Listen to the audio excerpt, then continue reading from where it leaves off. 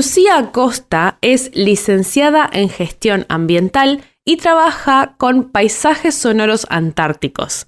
¿Qué es eso? Escucha este episodio de Un podcast de ciencia. Un podcast de ciencia.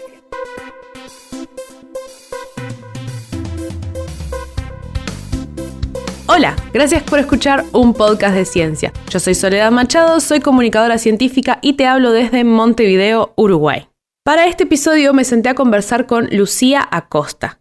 Lucía es licenciada en Gestión Ambiental e hizo su tesina de grado en el Departamento de Ecología y Gestión Ambiental del Centro Universitario Regional Este, también conocido como CURE, de la UDELAR, de Maldonado, sobre paisajes sonoros antárticos con foco principalmente en las antropofonías, que son los sonidos generados por humanos.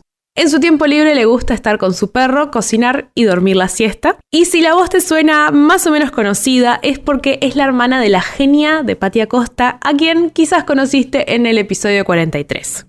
Hablamos de qué se estudia en la licenciatura de Gestión Ambiental, de su experiencia como investigadora en la Antártida y, como siempre, del éxito y el fracaso. Así que sin más, vamos a empezar el episodio.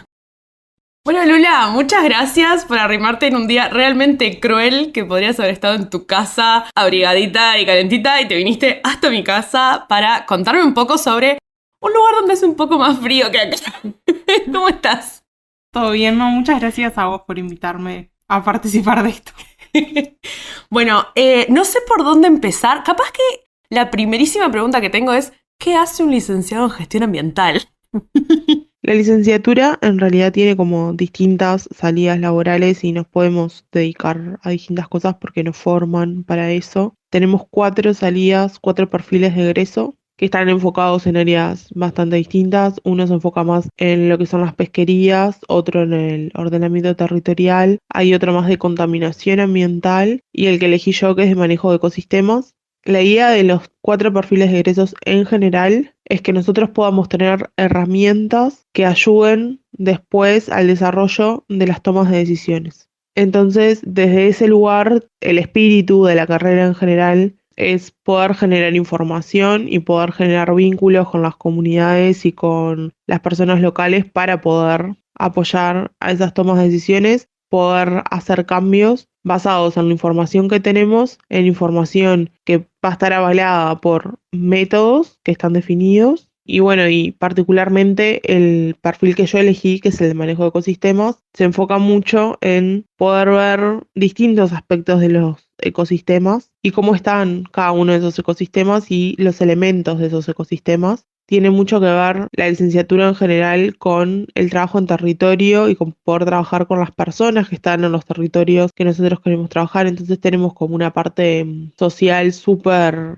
importante a lo largo de toda la carrera, que es un poco lo que a mí me motivó el cambio. Y cuando ya dije, tipo, esto es lo que yo quería, porque no solamente nos importa que la parte ambiental esté bien y que los ecosistemas estén bien y demás, sino que entendemos que toda la parte social es parte de ese ecosistema y que también tiene que estar bien. Y también algo que pasa mucho en la licenciatura, que para mí es excelente, es que se reconoce un montón los saberes de las personas de los lugares. Cuando algo que tenemos como muy grabado, porque nos lo marcan mucho, es que cuando nosotros vamos a hacer una investigación, nos tenemos que parar desde el lugar de vengo, averiguo, trabajo con ustedes, es un trabajo participativo, interdisciplinario. La gente del lugar que yo voy a estar estudiando y que voy a estar analizando sabe tanto o más que lo que puedo saber yo. La diferencia es que sabemos de distintas cosas. Entonces, reconocer todo eso que ellos saben muchas veces facilita un montón poder desarrollar nuevas ideas o nuevos caminos para trabajar o para ideas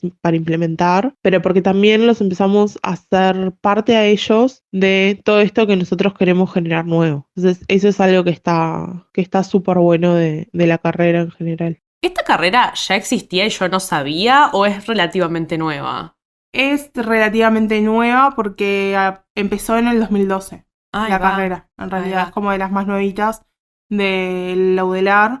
Y en realidad dentro de todas estas salidas que hay, también como que cada uno puede agarrar el perfil para donde quiere, porque algo que está bueno es que vos tenés como algunas materias de un tronco común, pero después te vas como especializando y eligiendo materias de lo que a vos te interesa. Entonces, dentro de tu orientación, podés ir eligiendo el perfil que vos querés. Ah, qué bien. Entonces, al ser nueva, también lo que nos pasa es que hay muchas cosas que nosotros podemos hacer que tiene que ver con habilitaciones ambientales, con presentar documentación o evaluaciones a los ministerios, por ejemplo, o con poder apoyar en ciertos proyectos o en consultorías y demás, que en realidad antes las hacían otras personas que Claro. estudiaban otras carreras. Entonces también es como difícil irnos haciendo el lugarcito de que se conozca Ujú. de para qué es que estamos formados y en qué lugares podríamos encajar y complementarnos con esos otros profesionales que ya trabajan ahí.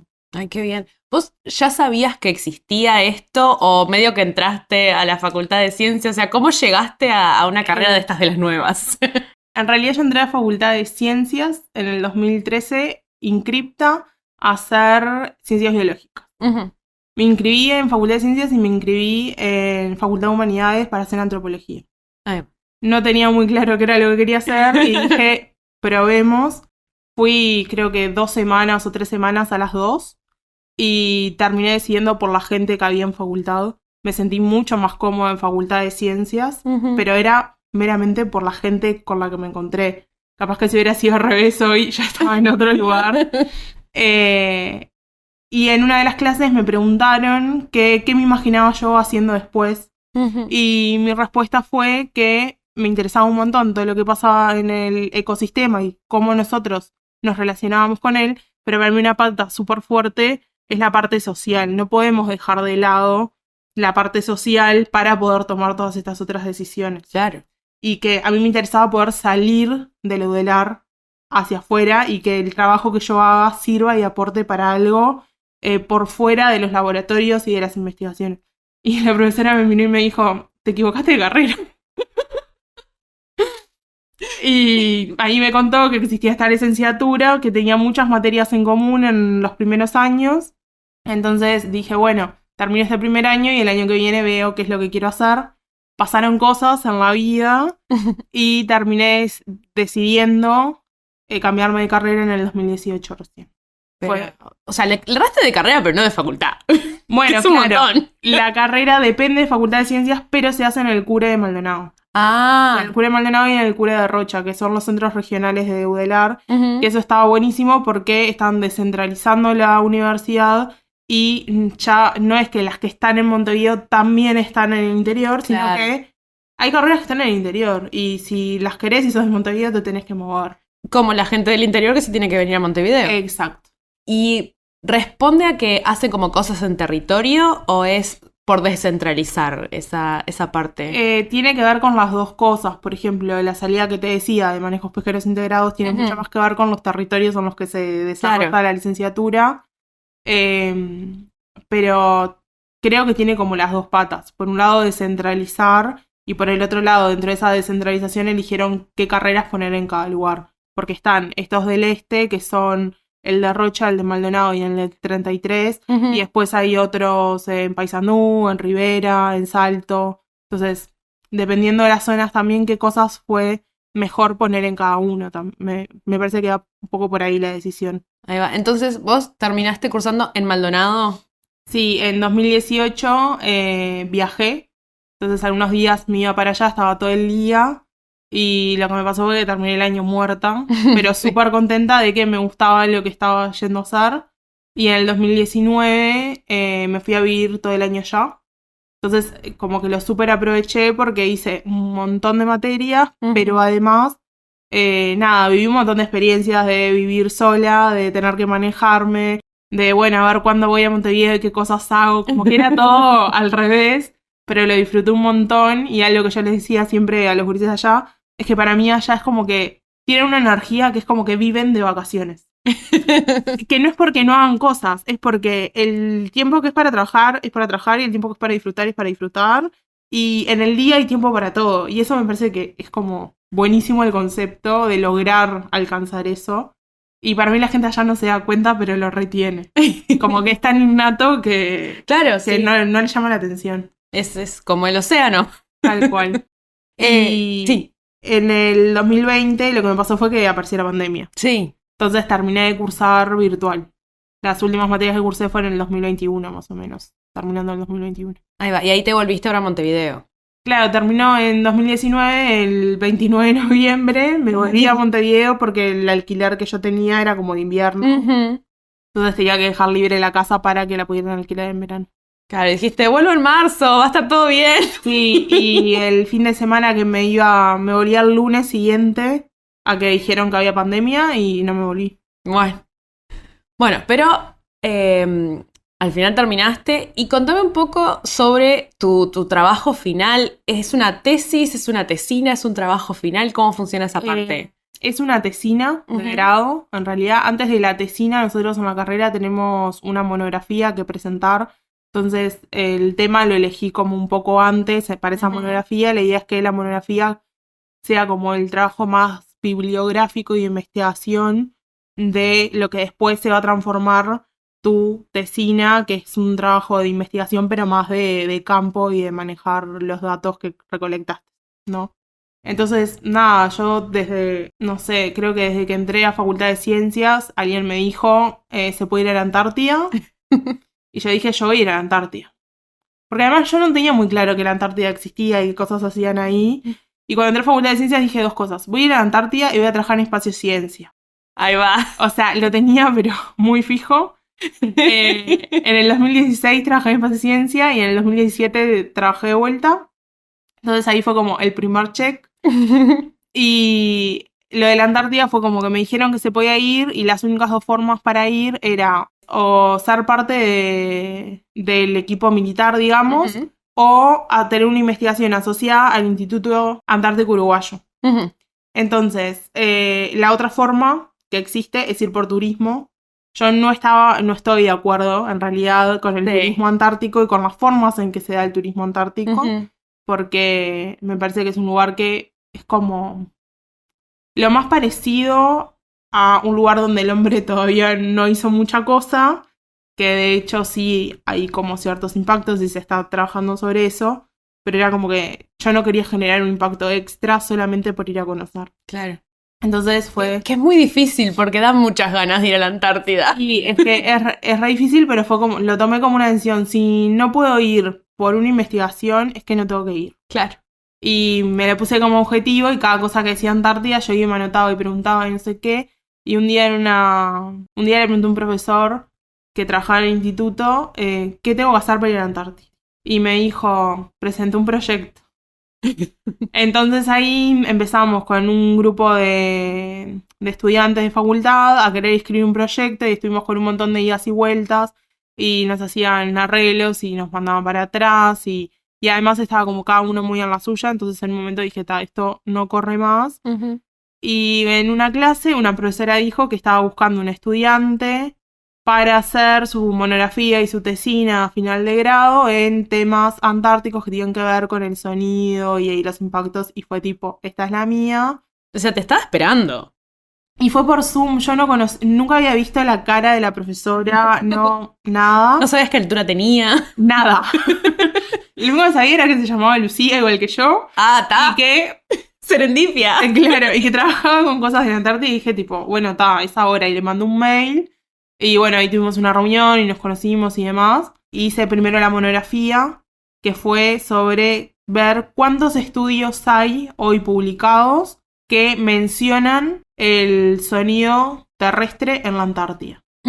Todos los sonidos, además, que pueden ser generados por el hombre, ¿no? Que se llaman antropofonías. Entonces, primero hice como ese mapeo de información y lo que nos encontramos es que nombren específicamente el sonido humano terrestre en la Antártida, no había investigaciones.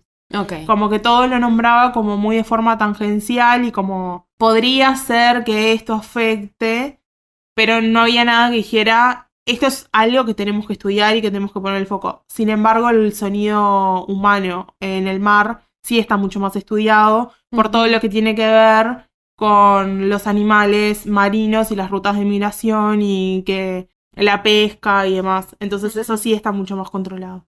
Y esto es totalmente ignorante. ¿Se estudian las antropofonías también, por ejemplo, en ciudades, en bosques, como más en la tierra, que no sea tan Porque me suena desolado tanto la Antártida como el océano, y capaz que es tipo, no, acá bueno, pasa la moto todo el tiempo. En realidad se estudian las antropofonías, como que la forma más técnica de lo que se estudia en realidad es el paisaje sonoro de los lugares. Uh-huh. El paisaje sonoro está, una de las dimensiones que lo componen son las antropofonías. Después están las biofonías, que son los sonidos de los animales, y las geofonías, que son los sonidos propios de la tierra, la lluvia, el viento, ese tipo de cosas. Entonces, se usa mucho en parques nacionales el estudio del paisaje sonoro para ver, por ejemplo, si las carreteras cercanas cómo afectan las dinámicas de los animales, o también se usa mucho para ver características de los lugares, en lugares que en una época llueve mucho en la mañana. Bueno, ¿qué características tiene este paisaje con esa lluvia en particular? Y cómo van variando las acciones de los animales o de las personas que viven ahí con ese sonido de lluvia. Entonces lo que nosotros hacemos es usar los sonidos como indicadores de otras cosas que pueden estar pasando. Entonces lo que se ve de esos sonidos es la frecuencia, la frecuencia máxima, la frecuencia mínima, las duraciones de los sonidos. También podés ver como el comportamiento poblacional, pero no es que solo con el estudio del paisaje sonoro ya podemos decir cosas, sino que la idea es sumar la dimensión del paisaje sonoro a estudios más amplios. Es que es tremendo porque yo que estoy en ambientes científicos y me muevo y sé de ecología, como que nunca lo había pensado como una dimensión del estudio de un ecosistema. Entonces me parece súper interesante. Y se estudia como el impacto en los animales específicamente o en las personas específicamente, o se puede hacer como una cosa más, las personas están en el ecosistema y son un animal más. Sí, creo, o sea, no es tan normal que esté como en un mismo estudio mezclado. Por lo general como que cada investigación se enfoca más como en un objetivo en específico, pero sí se podría dar que, por ejemplo, en la investigación que yo hice, en mis audios se veían sonidos animales y sonidos humanos, y si hubiéramos querido trabajar con ambos como dos variables distintas de lo que teníamos, se hubiera podido hacer, en realidad. Entonces, algo que se hace, por ejemplo, también los sonidos son indicadores de estrés y de estrés biológico en general, tanto para el humano como para los animales. Entonces, hay muchas cosas que se comparten que también se pueden hacer como ciertas extrapolaciones, teniendo como algunos cuidados entre humanos y animales. O a veces se estudia los comportamientos de cada uno frente a una situación de estrés para ver si son extrapolables en realidad para otros lugares. No sé, se usa mucho para los parques o las plazas urbanas, para decidir, bueno, dónde se pone la parte de juegos de niños, o dónde se pone un lugar más para descansar. Como que esas cosas en algunos países se toman en cuenta la parte del sonido. Eso sería básicamente, no vas a poner el lugar que le haces todo un espacio como para relax y reflexión y descanso, no sé, un jardín al lado de donde están los gurises jugando y gritando.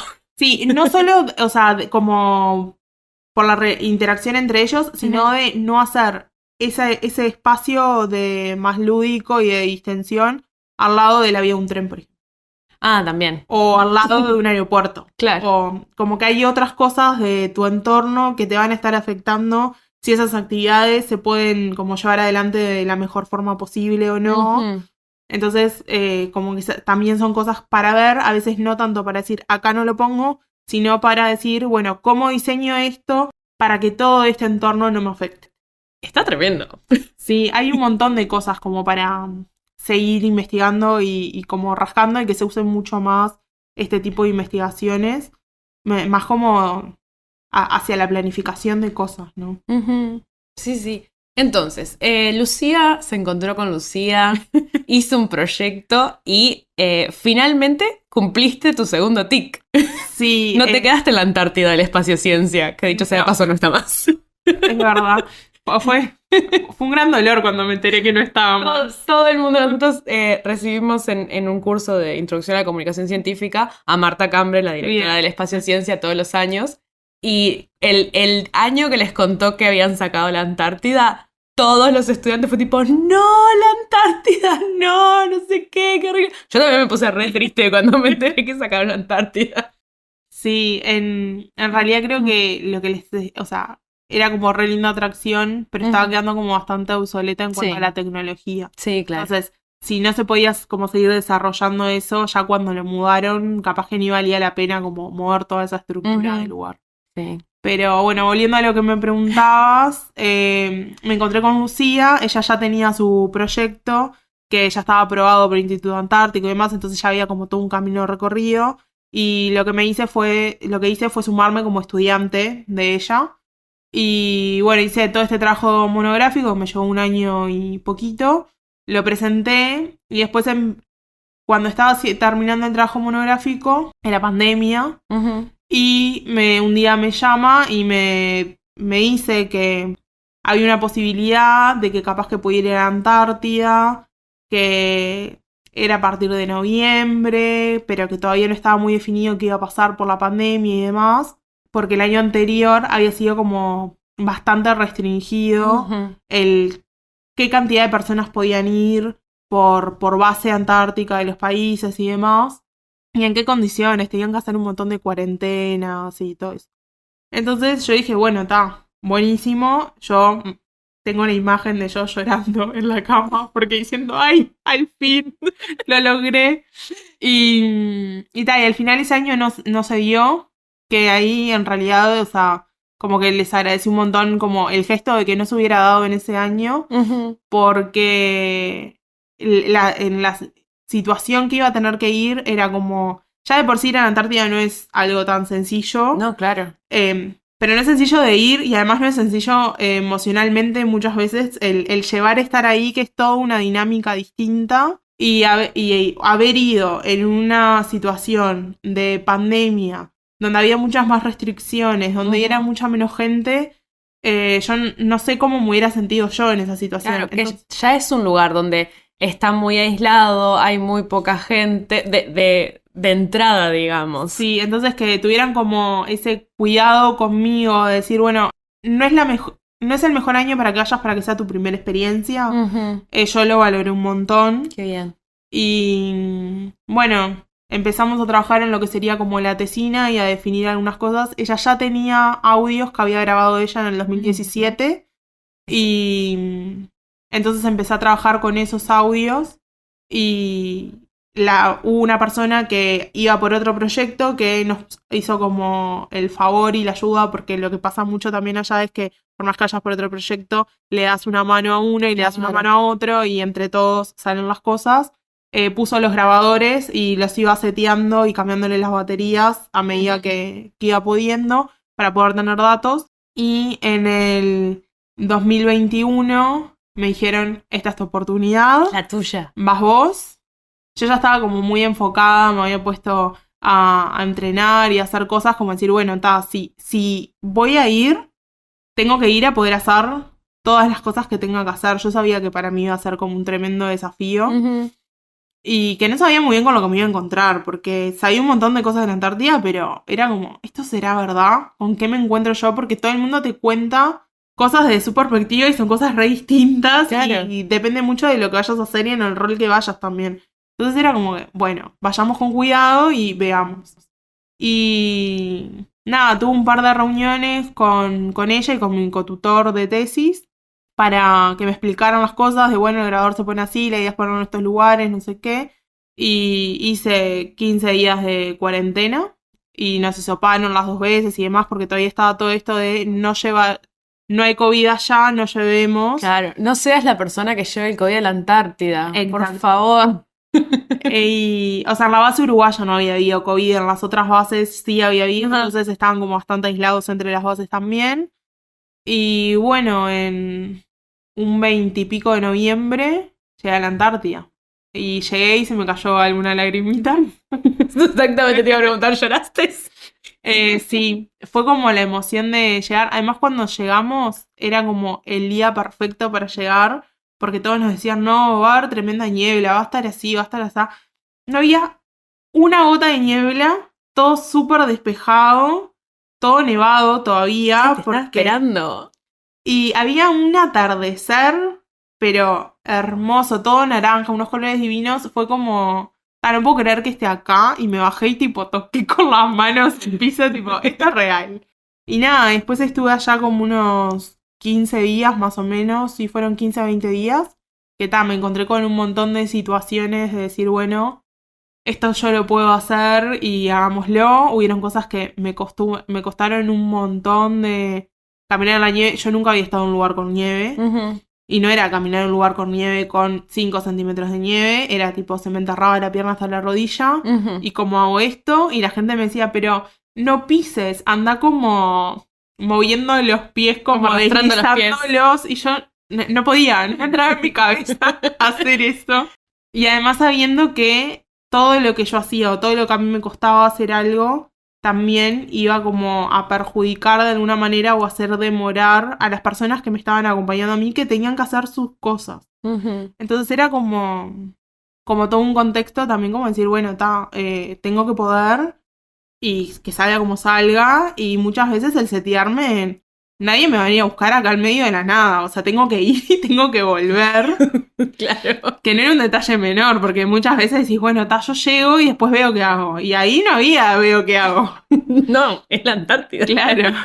Es como muy el medio de la nada. Sí, hay como ciertos cuidados de que siempre salís acompañado de alguien y que te vas con una radio. Entonces, siempre cada, no sé, media hora, una hora, te comunicás con la base para decir estoy bien, estamos en tal lado. Pero sí, o sea, estando ahí no te da la sensación que estás en el medio de la nada. Como que sentís que hay cosas. Y por dónde está la base uruguaya, que en realidad está en una isla que se llama Isla Rey Jorge, que dentro de la isla estamos en la península Fildes. En esa península está la base china, la base chilena, la rusa. O sea, como que estamos medio rodeados de gente. Entonces, en ese sentido, como vos salís a caminar y capaz que caminaste una hora y media y te encontraste con una base donde hay unos rusos que te hablan más o menos español, pero que te invitaron un vodka, porque son así a las 10 de la mañana. Y son porque el día en la Antártida es diferente. Y son súper hospitalarios, además. Entonces, todos te saludan, todos te preguntan cómo estás, si precisas algo. Entonces, en ese sentido, te sentís que estás con gente y acompañado y ya no tiene tanto que ver la banderita del país que tenés. Claro. Y es como súper claro que hay situaciones que si no las resuelven todos juntos, no se resuelven. Entonces eso es como súper importante. También viví como la situación de, en la Antártida hay una dotación de militares que se queda durante todo el año y hay otra que, o sea, eso en noviembre como que conviven las dos dotaciones, la que se está yendo y la que está entrando. Y además hay algunas personas que van como por la temporada de verano a dejar algunas cosas como a punto, de por ejemplo, alguien de telecomunicaciones que te arregla la fibra óptica y te hace tal cosa. O hay una cocinera además porque hay más gente. Cosas más técnicas. Pero claro, era un montón de gente que está acostumbrado a otro ritmo, a otras reglas, que no es lo que estamos acostumbrados como los civiles de a pie comunes. Sí. Y es como algo que a mí algunas cosas como que me chocaron pila, como decir, bueno, estas son sus reglas y yo me tengo que acoplar a sus reglas, porque acá, o sea, más allá de que hubiera ido como científica y demás, yo soy invitada y el jefe de esto son ellos. Claro. Entonces, eso a mí también como que me costó un poco el hacer el clic de, bueno, ¿qué puedo responder? ¿Qué no? ¿Hasta dónde voy? ¿Qué chiste? O sea, porque yo lo sentía así, pero porque yo me doy cuenta de que a mí hay cosas como de que si me incomodan prefiero evitarlos. Capaz que otra persona es como que eso no le da pelota y ya está. Ahí va. Y contame un poco cómo era un día en la Antártida de tu investigación, que además los días en la Antártida en verano son largos. Sí, bueno, ese es un detalle no menor, que es que no se hace de noche. Claro. Pero no, en realidad, por lo general, lo que haces es los horarios de las comidas ya están pautados. Entonces, te levantás para poder desayunar, porque si te levantaste un poquito más tarde, ya el desayuno no está. Pero no sé, tipo 8 y poquito, me levantaba, desayunaba. Y dependiendo de lo que tenía que hacer, sí, hacer algo más como de análisis de audios de años anteriores, de grabaciones. O si era un día que yo tenía que salir a colocar un grabador o a cambiar las baterías o algo así, ahí dependía de lo que hacía, pero si yo tenía que salir, Bueno, vestirme, ponerme el pantalón de nieve, la campera. La idea era como tener varias capas de ropa, entonces si te daba calor te podías ir sacando, pero si tenías frío te ibas poniendo. Ujú. Y no eras tipo un oso que no se podía mover para ningún lado. Y coordinar con la gente que iba a ir contigo, bueno, a qué hora salimos, hasta dónde vamos, cómo hacemos las cosas, si teníamos que compatibilizar las actividades de 2 personas distintas, planificar eso. Nada, y agarrar las cosas y salir. Siempre antes de salir avisábamos por la radio que estábamos saliendo y para dónde íbamos y cuántas personas éramos. Ujú. Y nada, y salir y caminar, porque a todos los lugares llegas caminando. Hay unos gomones en los que te podés mover también, pero yo no los usé mucho. Y nada, ibas, hacías lo que tenías que hacer, te podías encontrar con pingüinos o con algún ave, era como...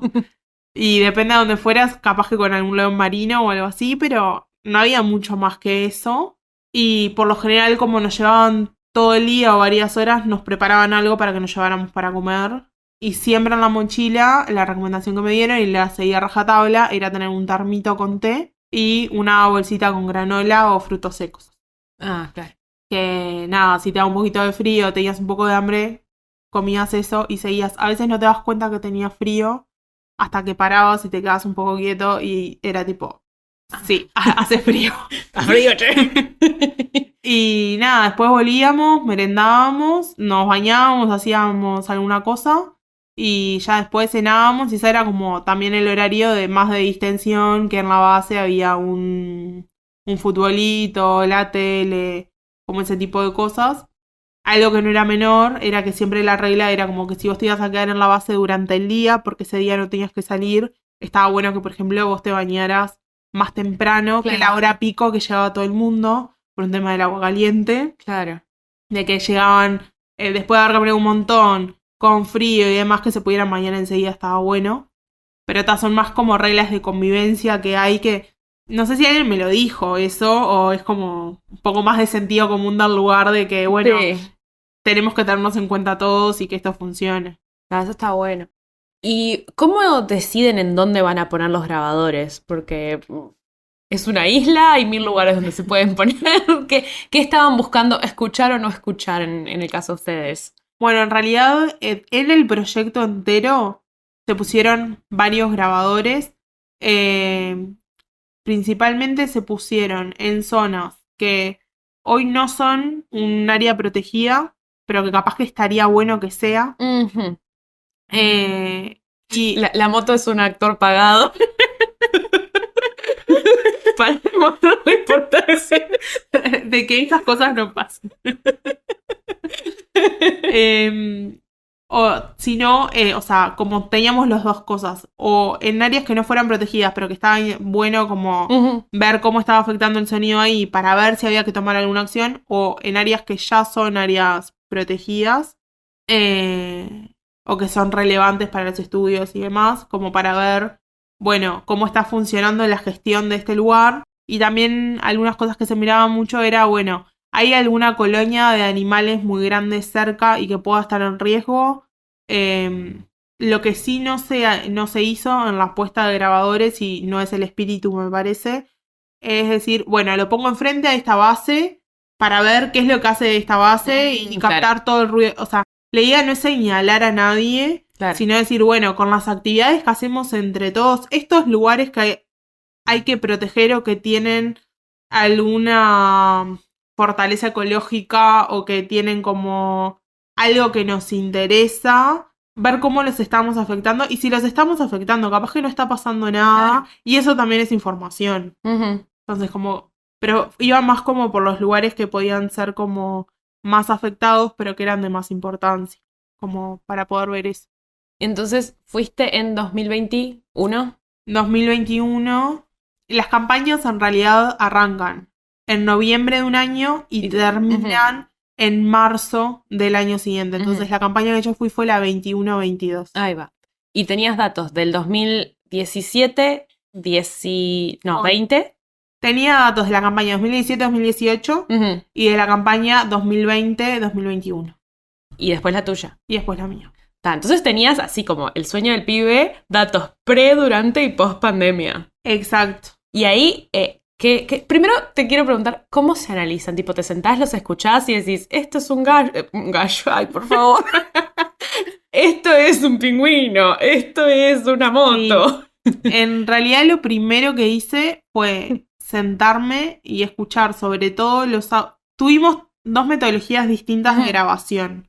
Entonces, el primer año, el 2017-2018, las grabaciones fueron manuales y alguien grababa, apagaba, caminaba, grababa en otro lugar. Siempre como no fueron los mismos puntos de grabación que se usaron después exactamente, porque fue como un año medio piloto para ver cómo eran las cosas.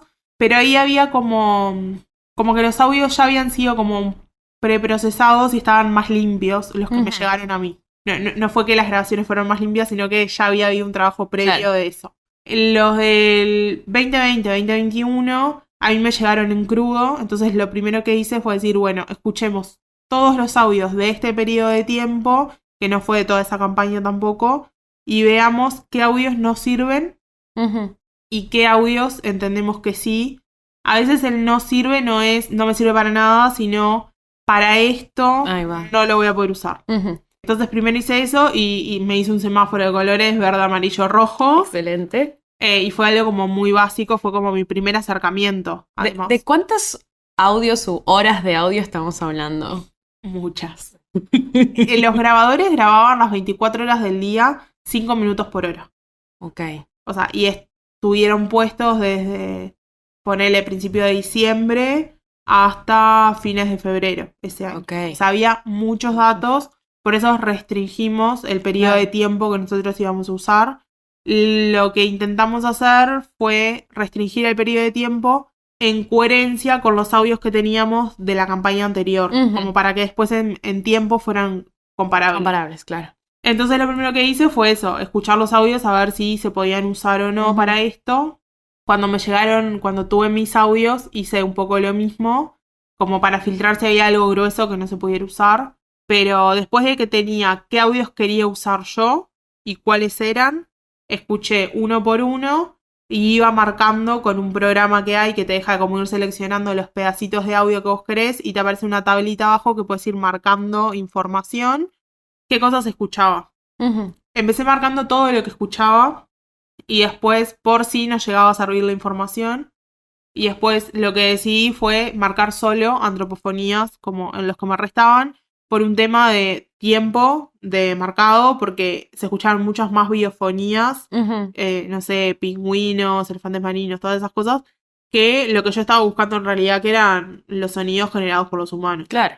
Entonces, el tiempo que gastaba en poder marcar y guardar la tabla y demás, era mucho más de lo que yo en realidad iba a usar.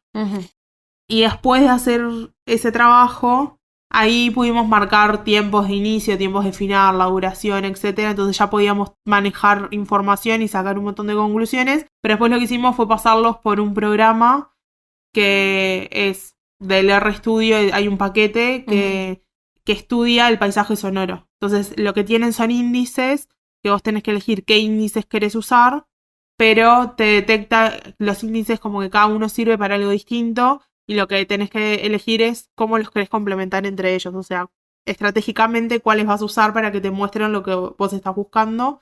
Entonces elegimos 3, que uno hablaba como del desorden que había en el sonido. O sea, como de si hay muchas variaciones o pocas variaciones. El otro te hablaba de si había presencia humana, sobre todo, como que detecta muy bien los sonidos en cierta frecuencia, que es la frecuencia que principalmente utilizan los sonidos generados por los humanos. Eso también es como súper interesante. Fracasá de nuevo, fracasá mejor. Samuel Beckett.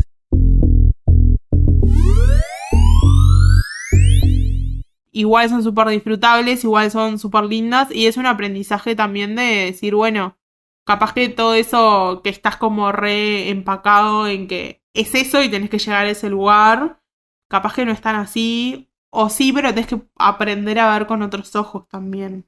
Claro, porque puede haber sido, no sé, un montón que vos te imaginás una cosa re idílica y después con el choque con la realidad podría haber sido bastante difícil de sobrellevar.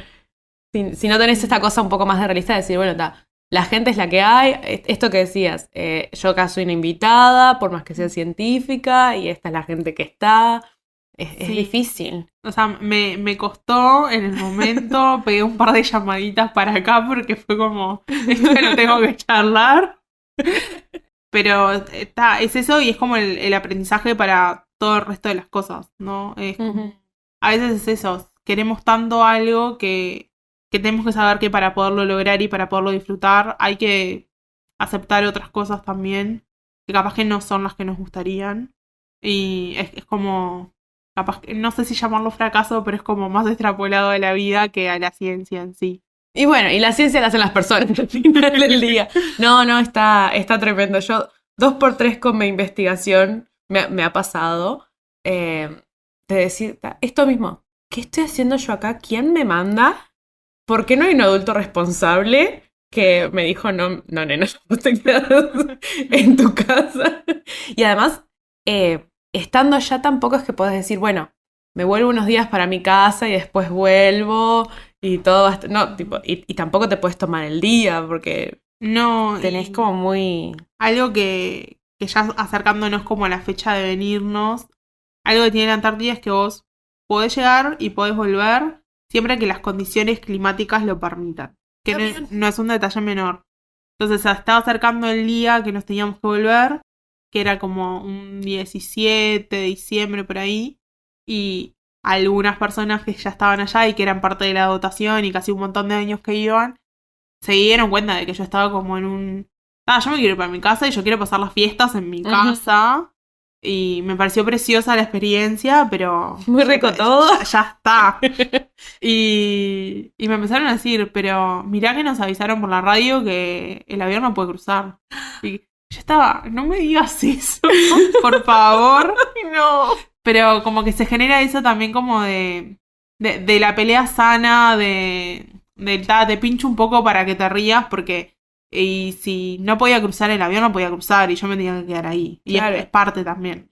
Entonces como que las personas que... También está bueno eso de que las personas que van hace tantos años o que te pueden acompañar en ese proceso, a veces sepan o que tengan como ese cuidado de decir, bueno, capaz que ya estás pensando en que te querés volver. Te peleo con algo, te hago un chiste o algo que te haga salir como de ese pensamiento de que es lo único que querés para sobrellevar mejor el momento también, ¿no? Sí, capaz que es un poco como... Cuando en un avión hay turbulencias y vos mirás a la azafata y está tranquilaza. Exacto. Y entonces que una persona que está ahí, que está acostumbrada, que ese es su mundo, esté tranquila, está bueno que puedan... Y que puedan identificarlo, no es menor. Sí. Y acompañar en eso. Sí. Siento que un montón de gente que capaz que escucha esto dice, ay, esta chilena está loca, todavía que fuese quería volver. Sí, pero ve, decía Yuya. Pero, bueno, esta es mi experiencia. Es importante decir eso también. No, pero es eso, o sea, yo por lo menos lo reentiendo porque es esperar por algo 10 años y que después finalmente pase. Y pasó algo hermoso porque no te pasó nada malo, no tuviste ningún problema, te volviste cuando tenías que volver. Así todo, o sea, llegás y la realidad es real. Entonces vos idealizás un poco una cosa que querés durante 10 años. Es normal. Bueno, es que cuando me dijeron, vos vas, yo estaba trabajando. O sea, además era como el primer trabajo que conseguía, que tenía que ver con mi carrera y como con lo que me quiero dedicar. Entonces fue un poco como... Me dijeron al otro día un mensajito temprano a mi jefe, tengo que hablar contigo. Nos conectamos un Teams y mi jefe me dice, no vas a renunciar, ¿no? Y yo me quedé como, bueno, no sé, depende de tu respuesta. Si vos querés, no. Y le dije, yo me voy a la Antártida. Si ustedes me bancan, yo voy y vuelvo y sigo trabajando.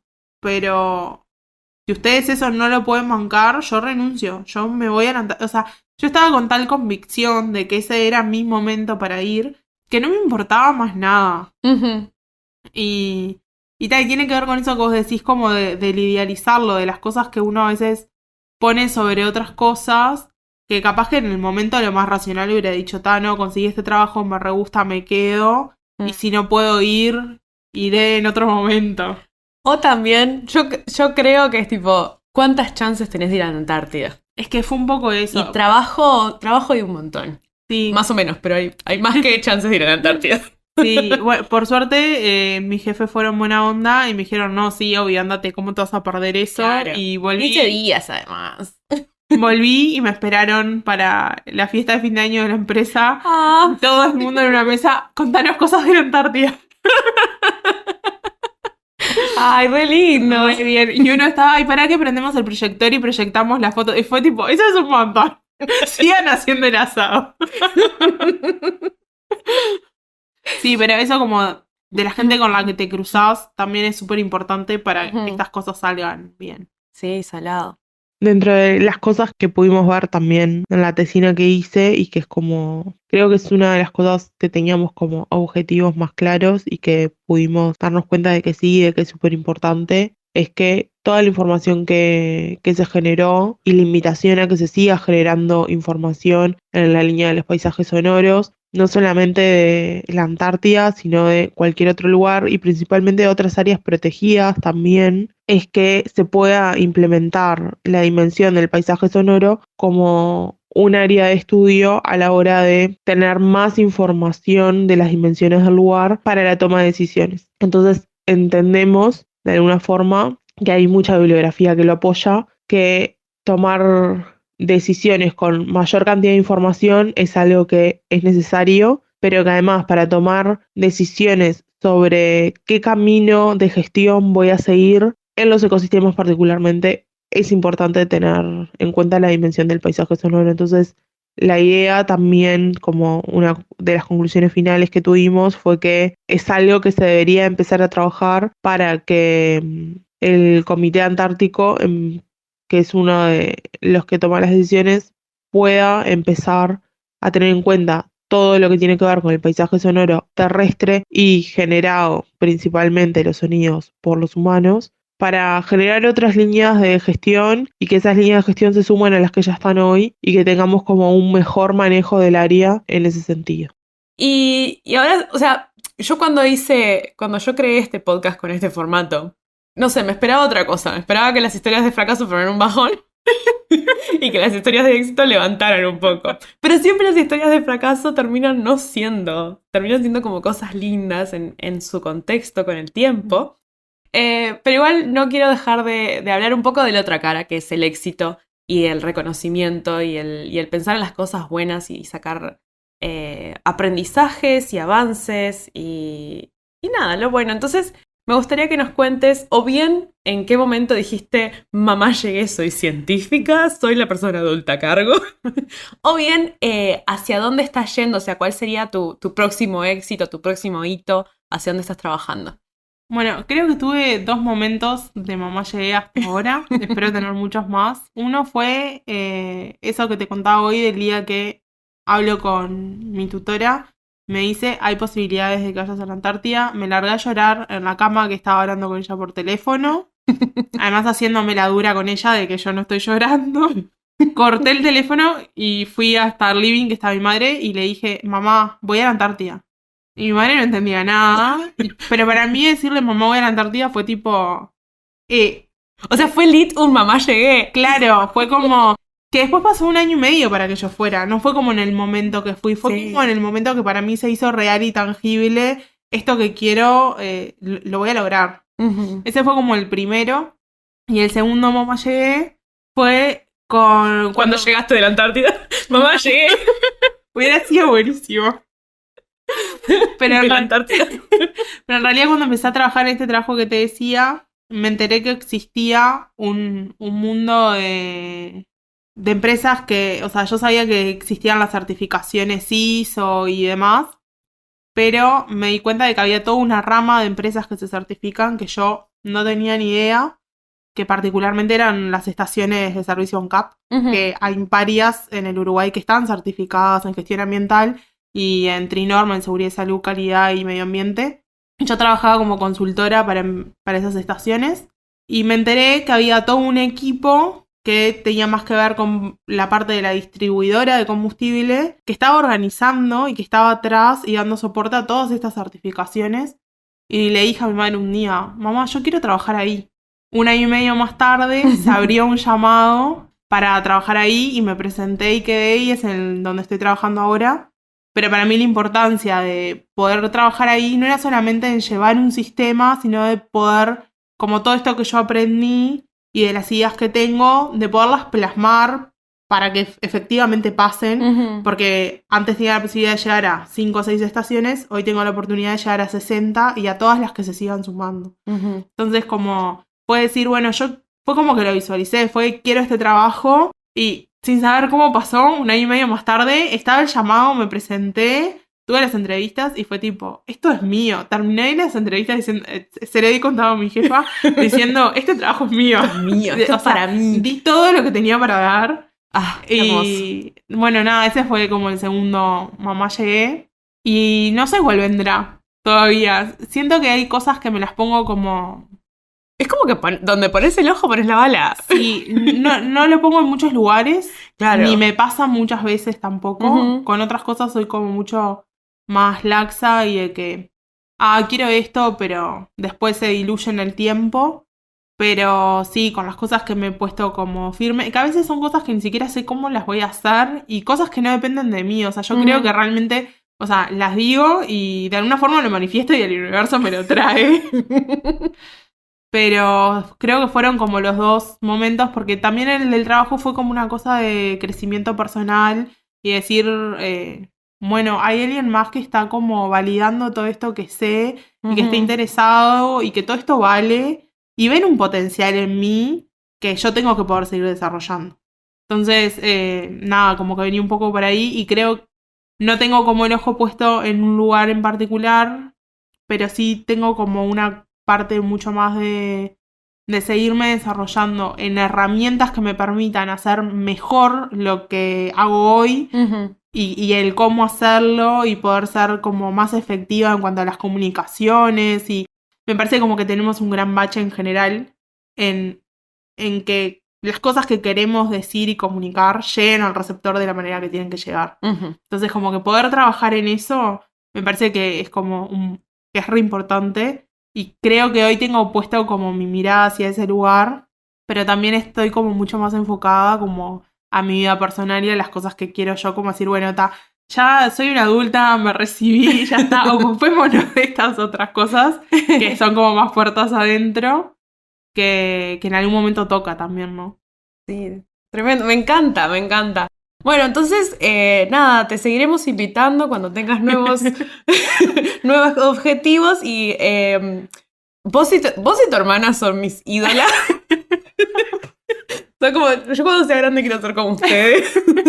Porque tienen esa cosa tan de todo va a estar bien, esa convicción de que todo va a estar bien que casi me convencen. Es que tengo amigas que se ríen porque algo que creo de verdad y me ha pasado varias veces en la vida de estar en una situación que está de menos y que necesito una palabra de apoyo, que alguien me dé una mano o lo que sea y aparece alguien hacer eso que yo estoy necesitando. Capaz que yo ni sé lo que estoy necesitando, pero aparece alguien que capaz que no veo nunca más en mi vida y me da o me dice eso que yo preciso. Y a veces son todo va a estar bien y se va y te da una satisfacción por adentro y una tranquilidad. Entonces yo estoy re convencida de que si lo crees pasa.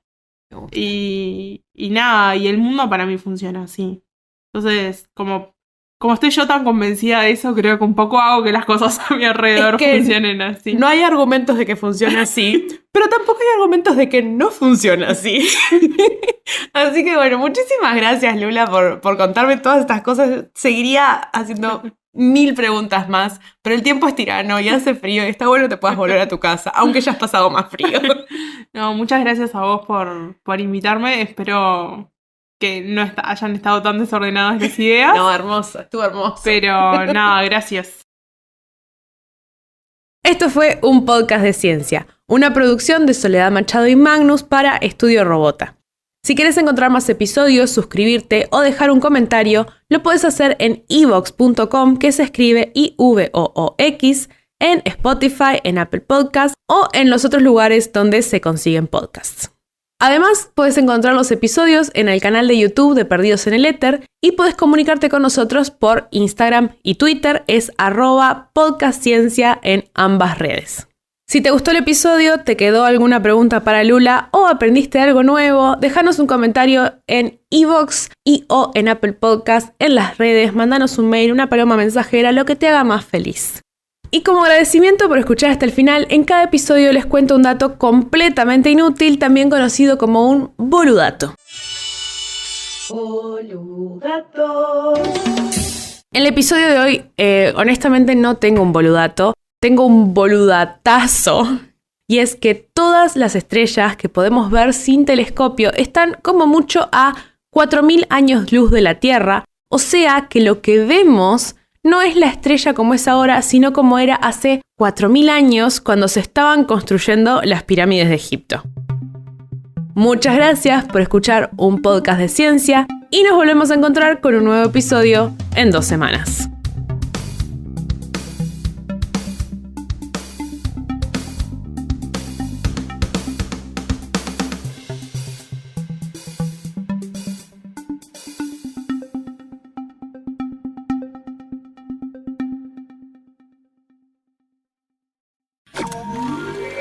Estudio Robota. Transmisiones para un mundo extraño.